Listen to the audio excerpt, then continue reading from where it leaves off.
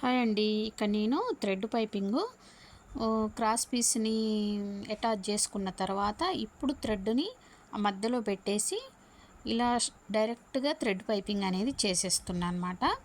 అంటే దీన్ని మనం ఎలా చేసుకోవచ్చు అంటే, ఒకవేళ మనకి ఈజీగా కావాలంటే మనం క్రాస్ పీసులు తీసుకొని మామూలుగా బ్లౌజుకి జాయింట్ చేసిన తర్వాత, అంటే ఒకసారి మనం కుట్టుకుంటూ వచ్చిన తర్వాత ఆ మధ్యలో థ్రెడ్ పెట్టుకుంటూ ఇలా థ్రెడ్ పైపింగ్ కూడా ఇలా కూడా ఈజీగా చేసేసుకోవచ్చు.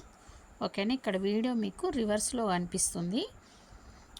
ఈ చాలా రోజుల నుంచి వీడియో ఇలాగే కనిపిస్తుందండి. ఇది ఎందుకు ఇలా కనిపిస్తుందో నాకు కూడా అర్థం కాలేదు. ఏదో సెట్టింగ్స్ అయితే మారినాయి. ఓకేనా. మీకు ఒకవేళ ఈజీగా కావాలంటే ఇలా ఈజీగా చేసేసుకోవచ్చు. కొత్త వాళ్ళకైతే చాలా ఈజీ అండి థ్రెడ్ పైపింగ్ ఇలా చేసుకోవడం. సన్నగా వస్తుందా లావుగా వస్తుందా అనేది మనం వాడే థ్రెడ్ని బట్టి ఉంటుంది. మీరు థ్రెడ్ అనేది సన్నది తీసుకుంటే మీకు చూడండి ఇలా సన్నగా వస్తుంది థ్రెడ్ పైపింగ్ అనేది.